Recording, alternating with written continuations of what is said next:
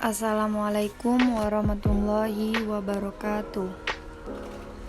Perkenalkan, nama saya Fitri Wulandari, NIM 210304276, kelas 2 Rek A MGT 5 Universitas Muhammadiyah Riau. Baiklah, di sini saya akan menjelaskan beberapa materi yang telah dipelajari sebelumnya pada mata kuliah pengantar manajemen. Materi-materi yang akan saya bahas yaitu yang pertama, konsep dasar manajemen, yang kedua, manajer dalam kegiatan manajemen, yang ketiga, lingkungan dan budaya organisasi dan bisnis internasional, yang keempat, tanggung jawab sosial perusahaan dan etika manajemen. Baiklah, kita masuk ke pembahasan yang pertama, yaitu ada konsep dasar manajemen, organisasi dan manajemen. Organisasi sendiri adalah sekelompok orang yang bekerja sama dalam struktur dalam koordinasian tertentu dalam mencapai serangkai tujuan tertentu. Sedangkan manajemen sendiri adalah sebuah proses yang dilakukan untuk mewujudkan tujuan organisasi melalui rangkaian kegiatan berupa perencanaan, pengorganisasian, pengarah dan pengendalian orang-orang serta sumber daya manusia lainnya. Sumber daya organisasi sendiri dibagi menjadi 5. Yang pertama ada sumber daya manusia. Sumber daya manusia adalah individu yang bekerja sebagai penggerak pada suatu organisasi. Yang kedua ada sumber daya keuangan. Sumber daya keuangan adalah sumber daya finansial, yakni merupakan sumber daya uang. Yang ketiga ada sumber daya fisik. Sumber daya fisik adalah sumber daya yang memiliki wujud fisik yang digunakan oleh perusahaan untuk menciptakan sebuah produk, jasa maupun nilai-nilai yang ditawarkan. Yang keempat ada sumber daya informasi. Sumber daya informasi adalah aktivitas yang dijalankan oleh manajer pada semua tingkat dalam perusahaan dengan tujuan untuk mengidentifikasi sumber daya yang diperlukan. Yang kelima ada sumber daya alam. Semua yang berasal dari bumi, karena sumber daya alam memiliki peran penting bagi manusia untuk memenuhi kebutuhan hidup.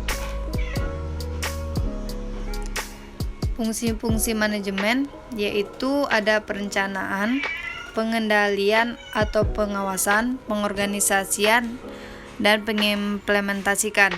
Perencanaan adalah suatu proses menentukan apa yang ingin dicapai di masa yang akan datang, serta menetapkan tahap-tahap yang dibutuhkan untuk mencapai tujuan tersebut. Yang selanjutnya ada pengendalian atau pengawasan, yaitu adalah proses yang dilakukan untuk memastikan seluruh rangkaian kegiatan yang telah direncanakan, diorganisasikan, dan diimplementasikan bisa berjalan dengan sesuai target yang diingin capaikan. Pengorganisasian adalah proses penyusun struktur organisasi yang sesuai dengan tujuan organisasi, sumber daya yang dimiliki, dan lingkungan yang melingkupinya. Yang terakhir ada pengimplementasikan adalah proses implementasi program agar bisa dijalankan oleh seluruh pihak dalam organisasi serta memotivasi pihak agar semua pihak dapat menjalankan tanggung jawabnya dengan baik. Selanjutnya yaitu ada kegiatan dalam fungsi-fungsi manajemen. Kegiatannya yaitu ada planning, yaitu penentuan tujuan dan bagaimana cara pencapaian dengan baik. Yang kedua, organizing, yaitu penentuan bagaimana penyusunan organisasi dan aktivitas dapat dilakukan. Yang ketiga ada controlling, monitoring dan perbaikan aktivitas yang sedang berjalan agar tujuan dapat tercapai. Yang keempat ada landing, proses memotivasi anggota organisasi agar planning dapat dijalankan. Selanjutnya yaitu kita akan membahas materi manajer dalam kegiatan manajemen.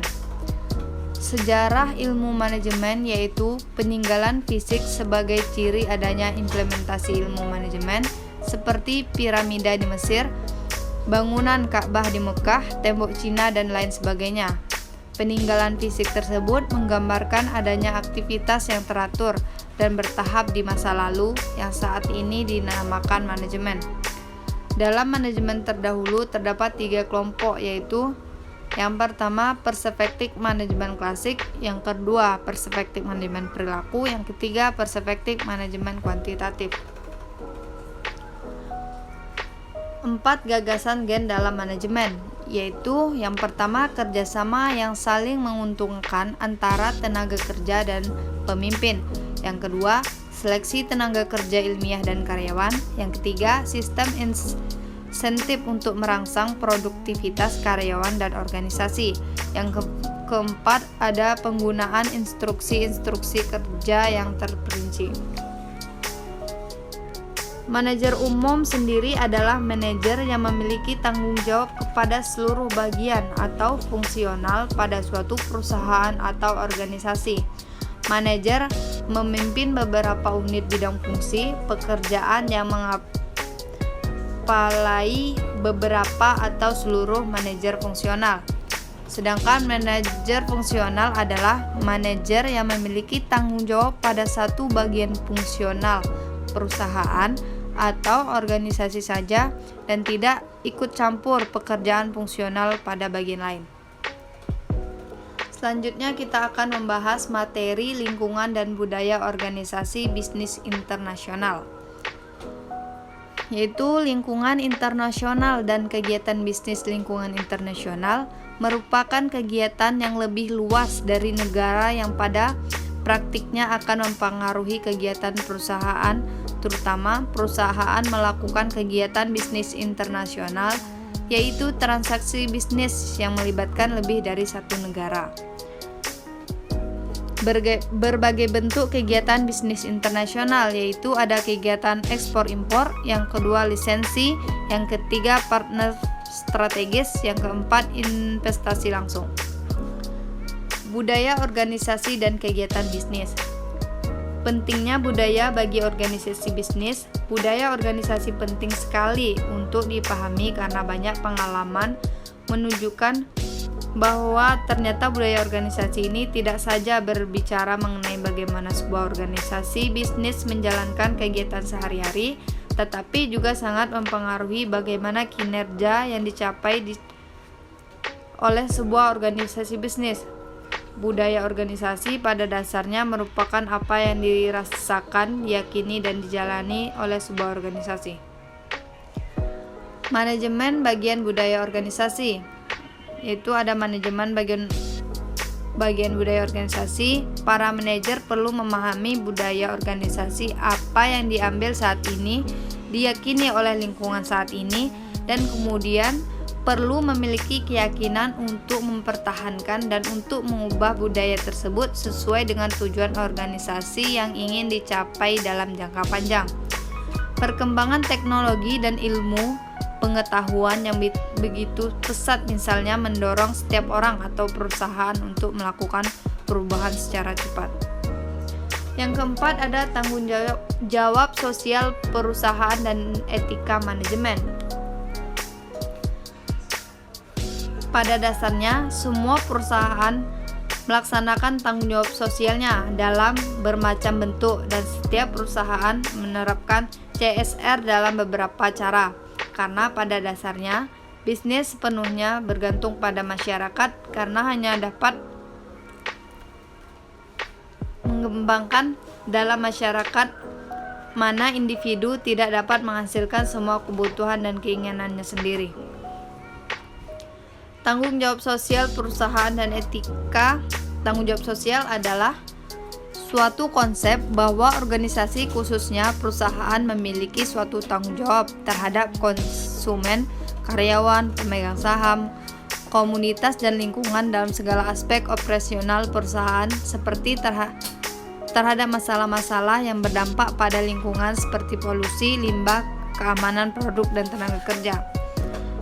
Yang kedua ada etika. Etika adalah ilmu tentang apa yang baik dan buruk mengenai hak dan kewajiban moral, kumpulan asas atau nilai yang berhubungan dengan akhlak dan nilai salah dan benar yang dianut masyarakat. unsur-unsur CSR, yaitu ada hubungan yang manusiawi dengan pekerjaan. Yang kedua, tanggung jawab terhadap hak asasi manusia. Yang ketiga, perlindungan terhadap lingkungan. Yang keempat, pembangunan komunitas. Yang kelima, kegiatan produksi yang bersih. Strategi pengelolaan tanggung jawab sosial, yaitu ada reaktif, cenderung menolak tanggung jawab sosial. Yang kedua, akomodatif, melakukan tanggung jawab sosial untuk menghindari tekanan dari masyarakat. Yang ketiga, definisif, cenderung membela diri dalam menghindari tanggung jawab sosial. Yang keempat, proaktif, mengambil inisiatif dalam tanggung jawab sosial, membentuk model industri yang bertanggung jawab sosial. Manfaat tanggung jawab sosial sendiri bagi perusahaan dan masyarakat, yaitu muncul citra positif dari masyarakat akan kehadiran perusahaan dalam lingkungannya. Yang kedua, yaitu selain bahwa beberapa kepentingan masyarakat diperhatikan oleh perusahaan, masyarakat juga dapat pandangan baru dari hubungan. Selanjutnya yaitu ada mengukur etika manajemen. Model penilaian etika tersebut memberikan panduan apakah sesuatu tindakan atau kegiatan memenuhi kriteria atau tidak dapat dinilai dari 4 kriteria etika. Yang pertama dari sisi manfaat, yang kedua pemenuhan hak-hak, yang ketiga prinsip keadilan, yang keempat dari sifat pemeliharaan. Nilai persoalan sebagai standar etika, yaitu nilai adalah pada dasarnya merupakan pandangan ideal yang mempengaruhi cara pandang, cara berpikir, dan perilaku seseorang. Yang kedua ada nilai personel atau nilai personal values, merupakan cara pandangan dan cara pemikiran seseorang sehubung dengan segala kegiatan yang dilakukannya. Yang ketiga ada nilai terminal dan nilai instrumental. Yang pertama merupakan pandangan dan cara berpikir seseorang terwujud melalui perilakunya.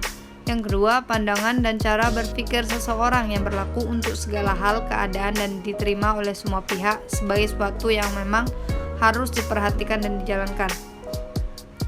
Baik, sekian dari saya, semoga bermanfaat. Jika saya ada kesalahan kata atau yang disengaja maupun tidak disengaja, saya mohon maaf. Wassalamualaikum warahmatullahi wabarakatuh.